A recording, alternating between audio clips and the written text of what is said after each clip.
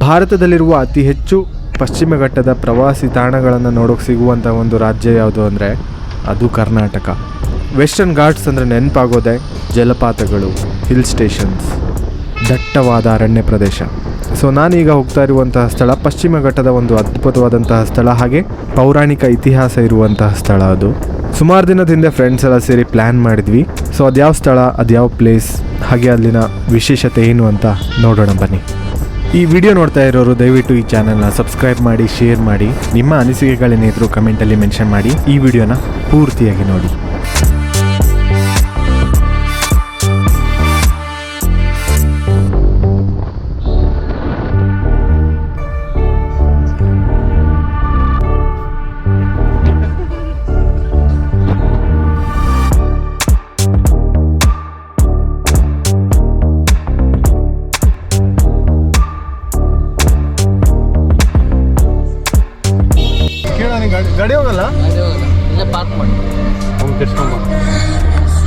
Western ಘಾಟಲ್ಲಿರುವಂತಹ ಒಂದು ಅದ್ಭುತವಾದಂತಹ tourism place Bhimeshwara.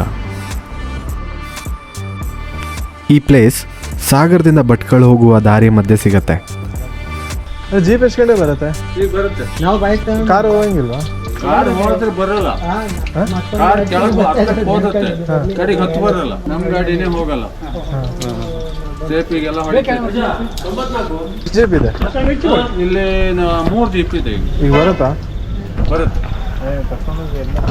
ತೋರ್ಸ್ಕೊಂಡು ಅವರೇ ಕರ್ಕೊಬಾರ್ದು? ಹಾಂ, ಅವರೇ ತೋರ್ಸಿ ಕರ್ಕೊಂಬರ್ತಾರೆ. ಎಷ್ಟು ಹೇಳಿದ್ರು ಚಾರ್ಜಸ್? ನೀವು ಎಷ್ಟು ಜನ ಇದ್ದೀರಾ? 8 ಜನ. 8 ಹಂಗಾರೆ ಒಬ್ರಿಗೆ 150 ಅಂದ್ರೆ ಈಗ ಹೋಯ್ತಾ ಅಥವಾ ಬರೋದು ಉಂಟಾ? ಈಗ ಕೆಳಗಡೆ ಹೋಗಿದೆ, ಬಂದ ತಕ್ಷಣ ನಿಮ್ಗೆ ಕರ್ಕೊಂಡು ಹೋಗ್ತಾರೆ, ನಿಮಗೆ ಕರ್ಕೊಂಡು ಹೋಗ್ತಾರೆ. ಈ ಭೀಮೇಶ್ವರ ಕ್ರಾಸಿಂದ 2 ಕಿಲೋಮೀಟರ್ ದೂರದಲ್ಲಿ ಭೀಮೇಶ್ವರ ದೇವಸ್ಥಾನ ಹಾಗೆ ಜಲಪಾತ ಇದೆ ಅಂತೆ.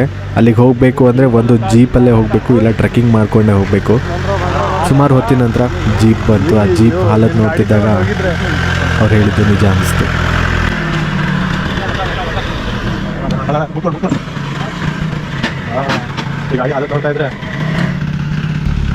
ತಿರ್ಸು 4x4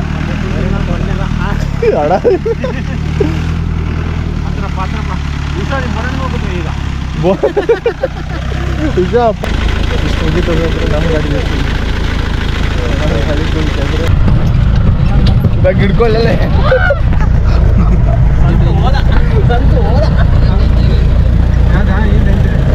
ಫುಲ್ಲ ಗಾಡಿ ಅವೆಲ್ಲ ತಗೋ ಕೆಳಗಾಕೆ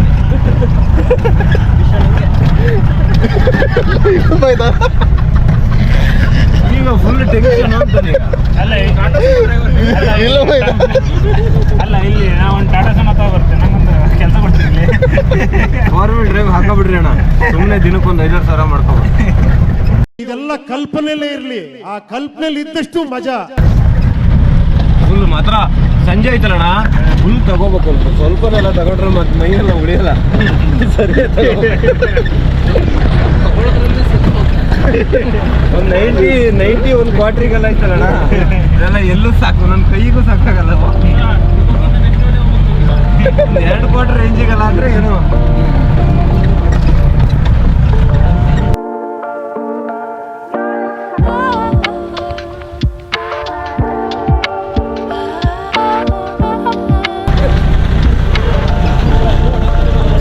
ಹೌದು,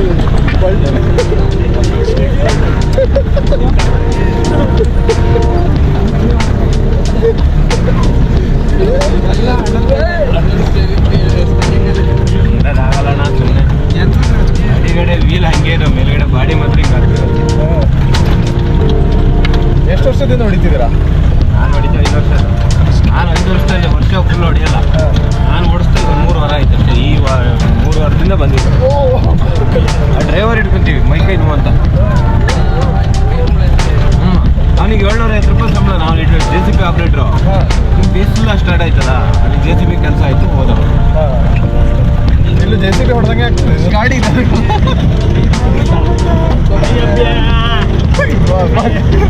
ಅಯ್ಯಯ್ಯೋ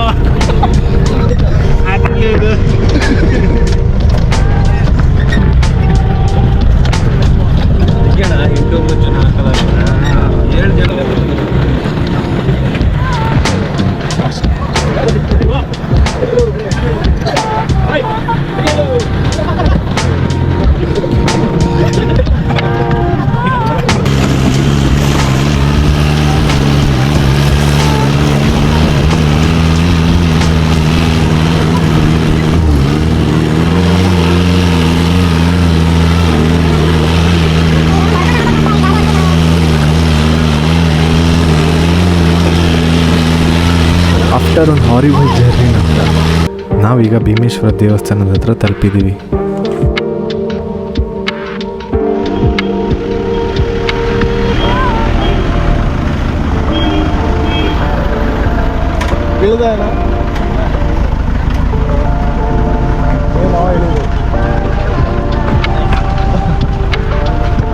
ಹೇಗಿತ್ತು ಎಕ್ಸ್ಪೀರಿಯನ್ಸ್?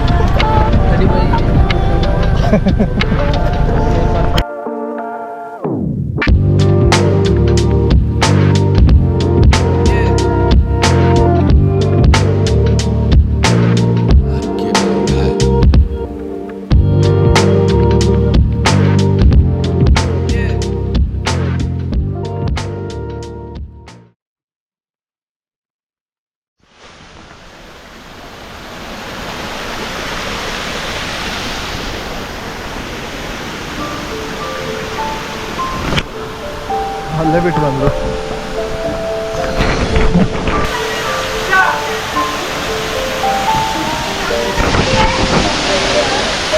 ಈ ಸ್ಥಳದ ಬಗ್ಗೆ ಕೇಳಿದ್ವಿ ಅಷ್ಟೇ, ಆದರೆ ಇಲ್ಲಿ ಬಂದು ನೋಡಿದಾಗ ನಿಜವಾಗ್ಲೂ ತುಂಬ ಅಂದರೆ ತುಂಬ ಅದ್ಭುತವಾದಂತಹ ಸ್ಥಳ, ಸಖತ್ತಾಗಿದೆ.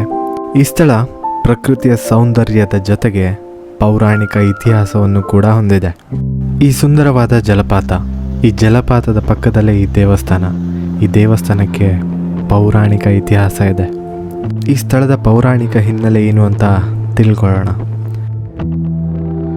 ಪುರಾಣದ ಪ್ರಕಾರ ಪಾಂಡವರು ಅಜ್ಞಾತವಾಸದಲ್ಲಿರುವಾಗ ಕಾಶಿಯಿಂದ ಭೀಮನು ತಂದ ಲಿಂಗವನ್ನು ಇಲ್ಲಿ ಸ್ಥಾಪಿಸಲಾಗಿದೆ.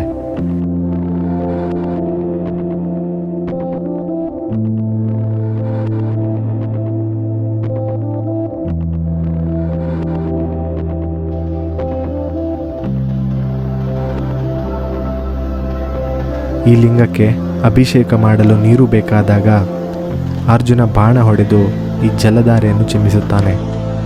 ಅದೇ ಈಗ ಇಲ್ಲಿ ಧುಮುಕುವ ಸರಳ ಹೊಳೆ. ವರ್ಷದ 365 ದಿನವೂ ಈ ಜಲಪಾತದಲ್ಲಿ ನೀರು ಧುಮುಕ್ತಾ ಇರುತ್ತೆ.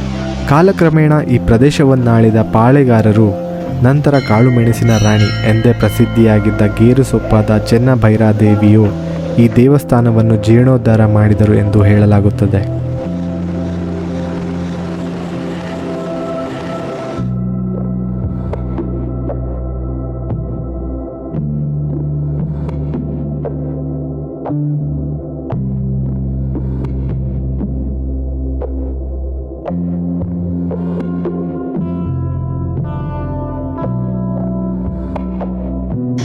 ನೇತ್ರದಾನ ಪವಿತ್ರವಾದ ದಾನ.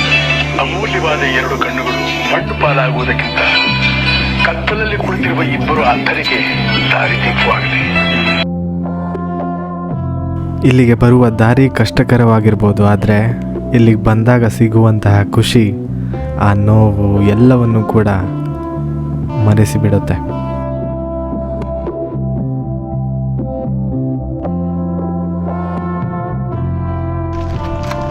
ಅಲ್ಲಿ ಹಿಂದ್ಗಡೆ ಅಷ್ಟು ಈ ಸೀಟಲ್ಲಿ ನೋವು ಆಗಲ್ಲ. ಇಲ್ಲಿ ಸೀಟಾಗಿ ನೋವು ಆದಷ್ಟು ಇಲ್ಲಿ ನೋವು ಆಗಲ್ಲ.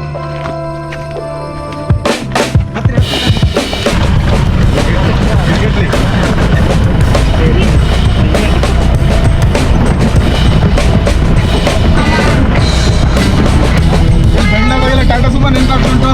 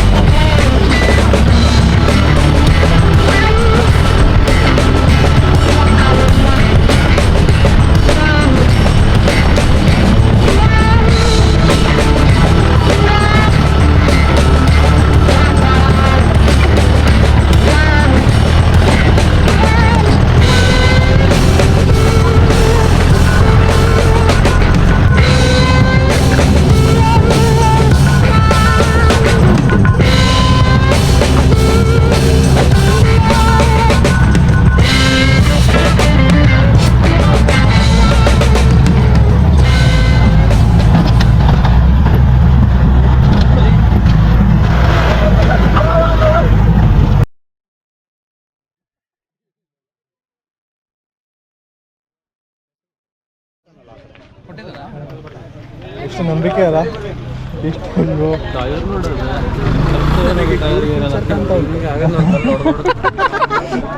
ಜಾಲಿ ಡೇಸ್ ಜಾಲಿ ರೆಡಿ ಹೊರಟಾಗ ಇವಾಗ ರೋಡ್ ನೋಡಿ ಆ ಭೀಮೇಶ್ವರ ಬೋರ್ಡಿಗೆ ಹೊಂಡ ಬಿದ್ದಾಗೆ ಅನ್ಕೋಬೇಕಿತ್ತು ಎಲ್ಲ ಹೊಂಡ ಹೊಂಡ ಅಂತ.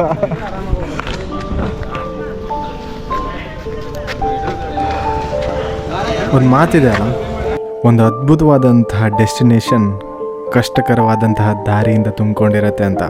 ಹಾಗೆ ಈ ಭೀಮೇಶ್ವರದ ಜರ್ನಿ ಒಂದು ಆಫ್ ರೋಡ್ ಅದ್ಭುತವಾದಂತಹ ಫೀಲ್ ನಮಗೆ ಅಲ್ಲಿ ಸಿಕ್ತು. ಹಾಗೆ ಅಲ್ಲಿ ರೀಚ್ ಆದಾಗ ನೆಮ್ಮದಿಯ ಪ್ಲೇಸ್ ಅಂತಲೇ ಹೇಳ್ಬೋದು. ಒಂದು ಅದ್ಭುತವಾದಂತಹ ಪ್ಲೇಸ್. ನೀವೇನಾದರೂ ನೋಡಿಲ್ಲ ಅಂದರೆ ಆದಷ್ಟು ಬೇಗ ವಿಸಿಟ್ ಮಾಡಿ. ಇವಾಗ ಪರ್ಫೆಕ್ಟ್ ಟೈಮ್ ಈ ಭೀಮೇಶ್ವರಕ್ಕೆ ವಿಸಿಟ್ ಮಾಡೋಕ್ಕೆ. ಈ ವಿಡಿಯೋ ನಿಮಗೆ ಇಷ್ಟ ಆಗಿದ್ರೆ ದಯವಿಟ್ಟು ಶೇರ್ ಮಾಡಿ, ಸಬ್ಸ್ಕ್ರೈಬ್ ಮಾಡಿ. ನಿಮ್ಮ ಅನಿಸಿಕೆಗಳೇನಿದ್ರು ಕಮೆಂಟಲ್ಲಿ ಮೆನ್ಷನ್ ಮಾಡಿ. ಸಿಗೋಣ ನೆಕ್ಸ್ಟ್ ವಿಡಿಯೋದಲ್ಲಿ.